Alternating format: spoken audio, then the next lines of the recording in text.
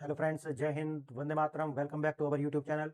Friends, आज हम बात करने वाले हैं अभिव्यक्ति की स्वतंत्रता को लेकर के कि अभिव्यक्ति की जो स्वतंत्रता है भारत के अंदर, उसमें क्या तो चेक एंड बैलेंसेस लगाए हुए हैं और किस प्रकार से इस अभिव्यक्ति की जो स्वतंत्रता है लोग इसका हनन करते हैं, यानी कि इसको एक लूप होल की तरह यूज कर लेते हैं। और हम इसी के परिप्रेक्ष्य में आज आपको बात करने वाले हैं। जो लोग सरतन से जुदा के नारे लगाते फिरते हैं और जो बरेली में हुआ था उसके भी इसमें हम लेंगे। और अगर आप किसी भी एग्जाम की तैयारी कर रहे हैं, खासकर यूपीएससी या स्टेट पीसीएस की, तो इसमें आपको बहुत सारा कंटेंट मिलने वाला है इस वीडियो में। जिस तरीका के जो प्रश्न है यूपीएससी में बनकर के आ रहे हैं पॉलिटिकल साइंस से, अब वो आप देखते होंगे कि एम लक्ष्मीकांत या सुभाष कश्यप जो जैसी किताबें हैं वो सिर्फ बेसिक जो कंटेंट है उसके लिए तो पर्याप्त है, लेकिन जितने भी उसके ऊपर जो कंटेंट वो पूछ रहे हैं एकदम प्रैक्टिकल, वो आपको यहां से मिल जाएगा। तो अगर आप देख रहे हैं तो बिल्कुल सही वीडियो पर आपने क्लिक किए हैं। अब देखिए, आप इलाहाबाद हाई कोर्ट ने इसी तरीका की जो एक लक्ष्मण रेखा है उसको खींच दिया है और उन्होंने बताया है कि अगर आप इसको उल्लंघन करते हैं तो ये हेट स्पीच हो जाएगा। और अगर आप ये सब करते हैं तो वो आपकी स्वतंत्रता की अभिव्यक्ति नहीं है,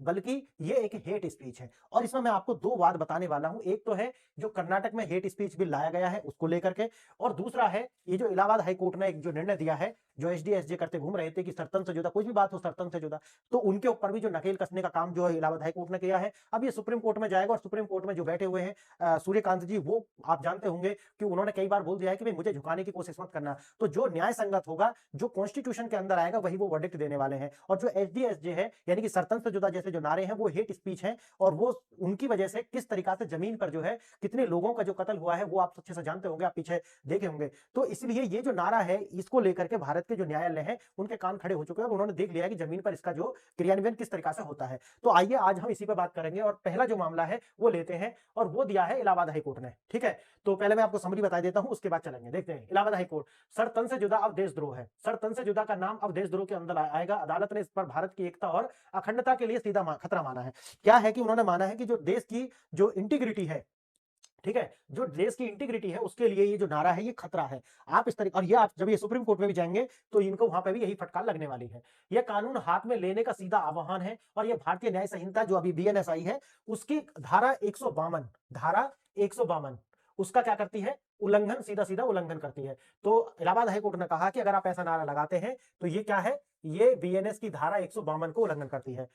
अब ये क्यों आया, क्योंकि आप जानते होंगे जब बरेली में दंगे हुए थे तो वहां एक मौलाना था, ठीक है, मौलाना तौकीर रजा। और मौलाना जो तौकीर रजा है उसकी बेल पिटीशन को लेकर के गए हुए थे और उसी पर ये जो तीखा जो बॉल है ये इलाहाबाद के जो जस्टिस है उन्होंने बोला है। मौलाना तौकीर रजा की जमानत याचिका खारिज की गई है और यह फैसला जो है जस्टिस अरुण कुमार सिंह जो थे, जिन्होंने ये बोला है, जस्टिस अरुण कुमार सिंह देशवाल, उन्होंने ऐसा बोला है कि भाई ये जो नारा है ये देश की एकता और अखंडता के लिए खतरा है। इसका जो प्रयोग है अगर आप करते हो तो ये सीधा सीधा हेट स्पीच में आएगा। अब आते हैं दूसरा, कर्नाटक हाईकोर्ट ने जो है हेट स्पीच बिल कानून क्यों नहीं बना सकता, मैं वही बता रहा हूं। कानून बनाने के लिए राष्ट्रपति की मंजूरी लगती है। और क्योंकि अगर आप इस तरीका के कोई लॉ बनाते हैं तो पहले तो वो स्टेट, क्योंकि ये जो मामला है ये है कंकरेंट लिस्ट, आप समझते होंगे जो कॉन्स्टिट्यूशन का जो 7th शेड्यूल है उसमें 3 लिस्ट दी गई है, ठीक है, यूनियन, कंकरेंट और स्टेट। तो तीनों लिस्ट में से ये आता है कंकरेंट लिस्ट में। और जो आप समझते होंगे कि कंकरेंट जो लिस्ट होती है उसमें स्टेट भी कानून बना सकता है और उसमें जो है केंद्र है वो भी कानून बना सकता है। लेकिन संविधान सीधा सीधा बोलता है अगर दोनों कानूनों में क्लैश होता है तो जो प्रिवेल करेगा वो सेंटर का जो कानून होगा वही प्रिवेल करेगा। क्लियर है।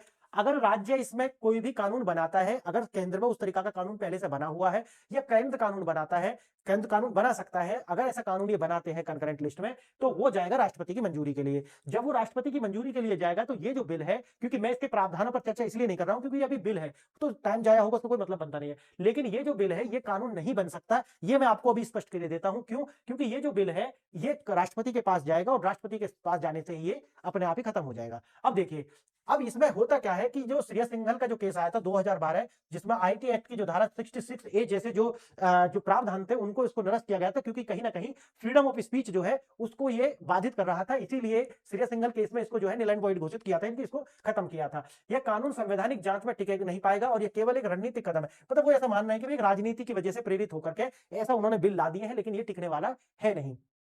अब देखते हैं विस्तार से मसला क्या है, दोनों को मैं आपको बताऊंगा। अगर आप तैयारी कर रहे हैं, जैसे मैंने आपको बताया कि क्वेश्चन अगर यहां से आता ही आता है क्वेश्चन, तो इसमें से आपको क्वेश्चन देखने के लिए मिलने वाला है। बहस की सीमाएं, कहां से रेखा खींची जाती है। भारत में अभिव्यक्ति की स्वतंत्रता असीमित नहीं है और आप अच्छे से जानते होंगे अनुच्छेद 19(2) जो है उस पर बैलेंस लगाता है कि आप ये तो आपको है, लेकिन आप क्या नहीं बोल सकते, अगर पब्लिक ऑर्डर डिस्टर्ब होता है, देश की एकता और अखंडता अगर उससे बाधित होती है, तो आप उस तरीका का सेंटेंस या इस तरीका की बात नहीं बोल सकते, वो फ्रीडम ऑफ स्पीच में नहीं आती।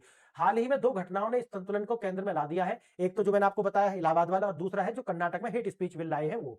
ये प्रस्तुत इन 2 आयामों का विश्लेषण करूंगा मैं आपके लिए और बताऊंगा कि इन दोनों के मायने क्या है।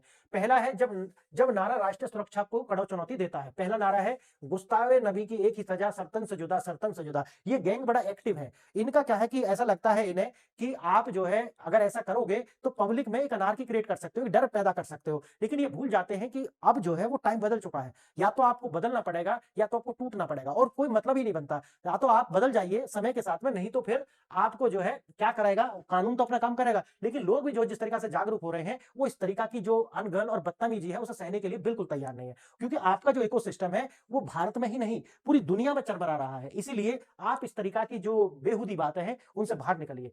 मामला क्या है, बरेली में जो आपने देखा था, बरेली में तौकीर रजा ने एक प्रदर्शन किया, और उस प्रदर्शन में उसने क्या किया था, जो कि आप न्यूज में भी सुने होंगे कि बाहर से लोग बुला लिए। सरकार जो है उसके जो अधिकारी हैं उनकी बातचीत आपस में हो रही थी कि ठीक है आप ये मत करना क्योंकि लॉ एंड ऑर्डर खराब हो जाएगा। वो उनको आश्वासन देता रहा कि हाँ भाई मैं कुछ नहीं करूंगा, हम शांतिपूर्ण एक विरोध प्रदर्शन करेंगे, उससे ज्यादा कुछ नहीं। लेकिन उसकी जो व्हाट्सएप चैट है जो कि बाद में दिखाई गई थी, उनमें यह आया कि वो एक ग्रुप के साथ में, जो प्राइवेट ग्रुप्स बने होते हैं उनमें लगातार उसकी चैट हो रही थी कि हाँ मैंने सिग्नेचर करके दे दिए हैं, लेकिन हमें जो करना है वो करना है। इस तरीका की जो बातें हैं वो आपस में हो रही थी। अब पृष्ठभूमि जो मैंने आपको बता दी है वही है, और ये मामला जो है याचिका को लेकर के गए हुए थे कि भाई इनको जो है क्या दे दी जाए, जमानत दे दी जाए। और फिर इलाहाबाद जो उच्च न्यायालय है उन्होंने इस पर एक बताया कि ये जो नारा है ये देशद्रोह है। क्यों? क्योंकि ये राष्ट्र की एकता और अखंडता के लिए खतरा है। अगर जो भी राष्ट्र की एकता और अखंडता के लिए खतरा है, बीएनएस की धारा 152 उस पर लगेगी और देशद्रोह का मामला बन जाएगा। इसीलिए ये जो है देश की एकता और अखंडता के लिए खतरा है। क्यों? क्योंकि इसके जो रिपरकशन है वो जमीन पर देख चुकी है दुनिया। अब ये अरुण कुमार सिंह जो है, जस्टिस अमित कुमार सिंह देसवाल, उन्होंने ऐसा बताया है। और सर तन से जुदा जैसी जो बात है वो देश की एकता के लिए खतरा है। यह भारतीय कानून प्रणाली को चुनौती देता है, क्योंकि ये लोगों के कानून अपने हाथ में लेने के लिए इस्लामी सिद्धांतों के अनुसार स्वयं सजा देने के लिए उकसाता है। मैं आपको बता देता हूं, ये जो इस्लामी सिद्धांत जो है उनमें उनका भी उल्लंघन है। क्योंकि इस्लामी जो शासन है उसके अंदर भी, जैसे हम कहते हैं सरिया लॉ, वहां पे भी जो बात आई है, अगर नबी की गुस्ताखी होती है तो वहां पर आप अपने आप सजा नहीं दे सकते। समझ गए ना? उसके लिए एक प्रोसीजर होता है उसके अनुसार। लेकिन ये जो भीड़ तंत्र है वो इस बात को नहीं समझते। उन्हें लगता है कि नहीं जो हमने कह दिया सो सही है, तो वो ऐसा नहीं होता। यह भारतीय न्याय संहिता की बीएनएस जो मैंने अभी आपको बताया उसका उल्लंघन है। अदालत ने यह निष्कर्ष निकाला है कि तौकीर रजा को जनता जमानत देने के लिए कोई आधार नहीं दिखता, इसलिए क्योंकि उसको उसने जो है लॉ एंड ऑर्डर के लिए समस्या क्रिएट की थी और एनएसए जो है उस पर लगा है, तो उसको जो है अब आगे निकलन नहीं देंगे। संवैधानिक आधार, क्यों यह निर्णय अभिव्यक्ति की स्वतंत्रता का उल्लंघन नहीं है। कानून ढांचा, अनुच्छेद 19(2) यह संविधान का वह हिस्सा है जो अभिव्यक्ति की स्वतंत्रता पर पब्लिक ऑर्डर यानी कि सार्वजनिक व्यवस्था पर अगर कोई खतरा आता है तो प्रतिबंध लगाने को भी उचित मानता है। दूसरा है डायरेक्ट इंसाइटमेंट। सरतन से जुदा जैसे जो नारे हैं ये एडवोकेसी करते हैं किसके लिए? सीधी हिंसा के लिए। क्या आप कानून को अपने हाथ में ले लीजिए, जिससे इससे होगा क्या, इंसाइटमेंट होने के साथ साथ पब्लिक ऑर्डर के लिए समस्या पैदा हो जाएगी। जैसे कि आपने कन्हैया लाल जो था टेलर जो है उसमें तुमने देखा था, और उमेश कोहली जो तुमने उसका भी देखा था कि भारत में उस टाइम पर कितने सारे ऐसे केस हुए थे। तो ऐसे जो मामले हैं वो उनको बढ़ावा मिलता है और ये देश के लिए खतरा है। जैसे मैंने बताया, इसके लिए आईएन बीएनएस की जो धारा 152 यह धारा राष्ट्र की एकता और अखंडता को खतरे में डालने वाला जगह को कार्य करता है, तो उसके लिए है, याद रखना एग्जाम के लिए बहुत महत्वपूर्ण है ये। अनुच्छेद 19(2) जो कि मैंने आपको बताया है, सार्वजनिक व्यवस्था और अपवाद के लिए हिंसा का उकसावा अगर होता है तो बीएनएस की धारा 152।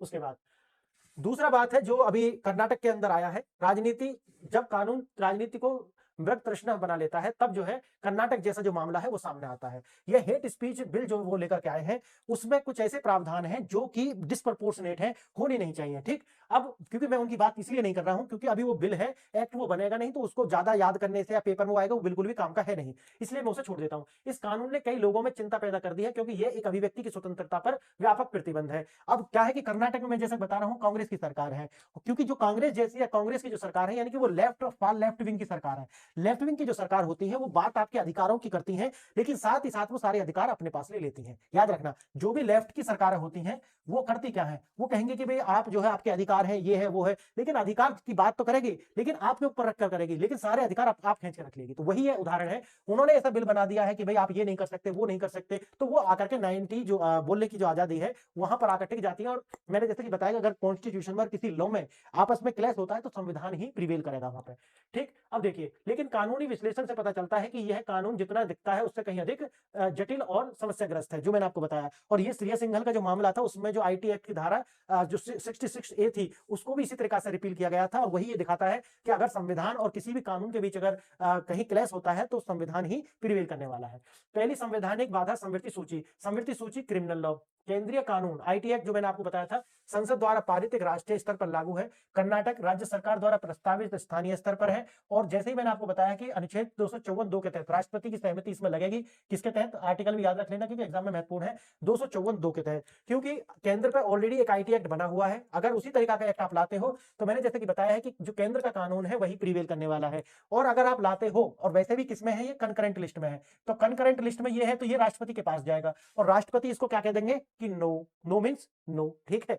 तो इसलिए ये कभी भी कानून बन नहीं सकता। कर्नाटक सरकार का ये जो कानून है इसको केंद्र की अनुमति मिलेगी नहीं, और जैसे कि मैंने आपको बताया कभी कानून बनेगा ना ये बिल्स पे ही खत्म हो जाएगा। ये सिर्फ राजनीतिक हथकंडा है, इससे ज्यादा कुछ नहीं। अब देखिए श्रेया सिंघल केस जो 2012 की गूंज, सुप्रीम कोर्ट ने श्रेया सिंघल मामले में सूचना प्रौद्योगिकी अधिनियम आईटी एक्ट की धारा 66 को रद्द कर दिया था, क्योंकि वो भी जो 19 जो है संविधान का उससे क्लैश कर रहा है। बहुमत अस्पष्ट था और ये केवल विचार, एडवोकेसी और उकसावे, इंसाइटमेंट जैसे जो शब्द हैं उनसे अलग नहीं करती थी। कोर्ट ने फैसला सुनाया कि भाषण की अपराधीकरण करने के लिए उसका सार्वजनिक व्यवस्था के लिए खतरा, यानी कि अगर आप ये कहते हो कि भाई इससे जो है जो लॉ एंड ऑर्डर है उसको खतरा है।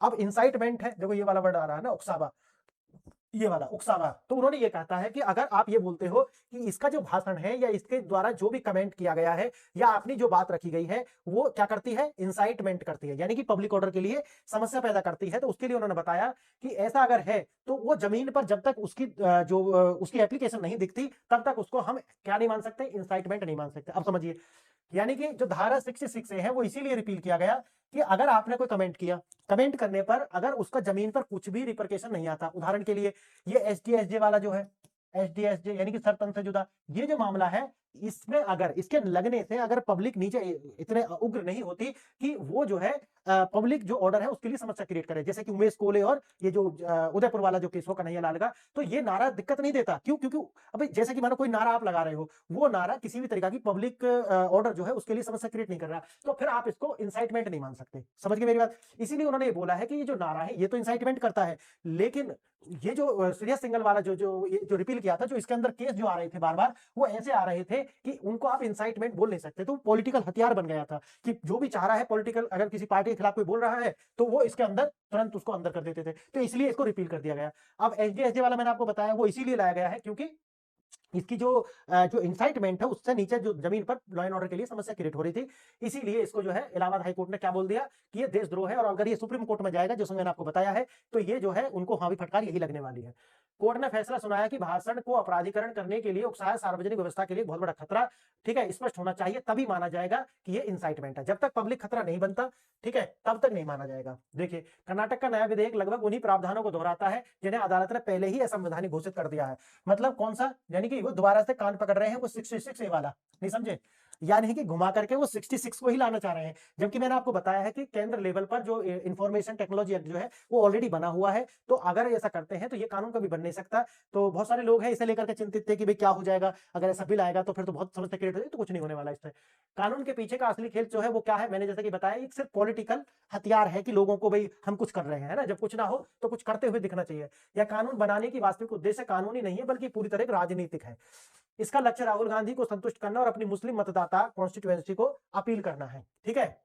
सरकार अब ये मत सोचना कि इससे मुस्लिम कॉन्स्टिट्यूएंसी अपील कैसे हो जाएगी, क्योंकि उन्हें ये हथियार के रूप में मिल जाता कि अगर कोई भी कुछ बोल रहा है तो वो उसी को कह देते कि भाई ये तो हमारी जो भावना है उनको आहत कर रहा है। हो सकता है कि आप यहाँ त्योहार मना रहे हो, वो जाके कह दे कि भाई ये तो डीजे बजा रहे हैं, ये तो हमारी भावना को आहत कर रहा है, लगाओ इन पर, फिर दोबारा से वही हेट स्पीच मामला। तो इस तरीका से अब देखिए सरकार संविधान के विपरीत जाकर ये कानून केवल वाहवाही के लिए कर रही है कि भाई हम कुछ कर रहे हैं, समझ गए। और दूसरा जो है वो जो केंद्र में बैठी सरकारें हैं उनका जो है बोल देंगे ना कि भाई कांग्रेस ही मुस्लिम है, मुस्लिम ही कांग्रेस है, तो उसको भी शायद हो सकता है कि एक और से चंपी करने का कि भाई हम कुछ कर रहे हैं, ठीक।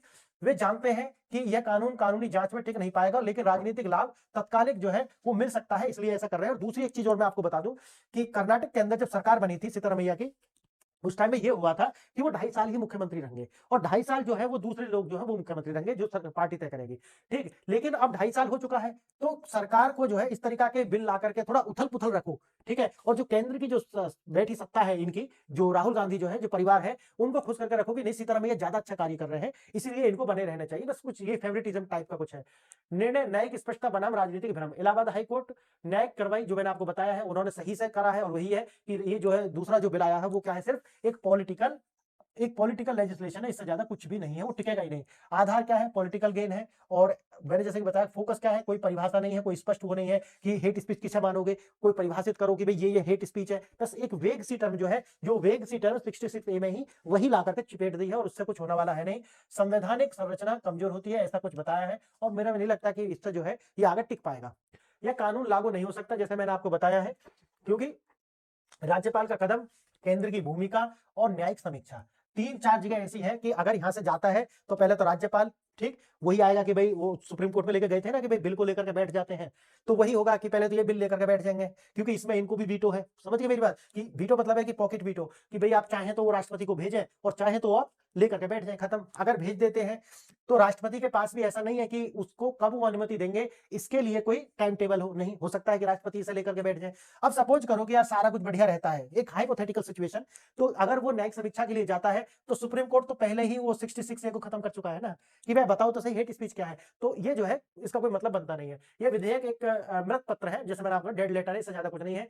कानून का शासन बनाम राजनीतिक खेल, नागरिक के रूप में हमारी भूमिका क्या है, सरतन से जुदा जैसे नारों के खिलाफ कानूनी कार्रवाई का समर्थन करें, और ये बीएनएस की धारा 152 के तहत गंभीर अपराध है। कर्नाटक जैसे कानूनों को उनके राजनीतिक संदर्भ में समझें, वे संवैधानिक रूप से कमजोर है और अक्सर राजनीतिक संदेश देने के लिए ही बनाए जाते हैं।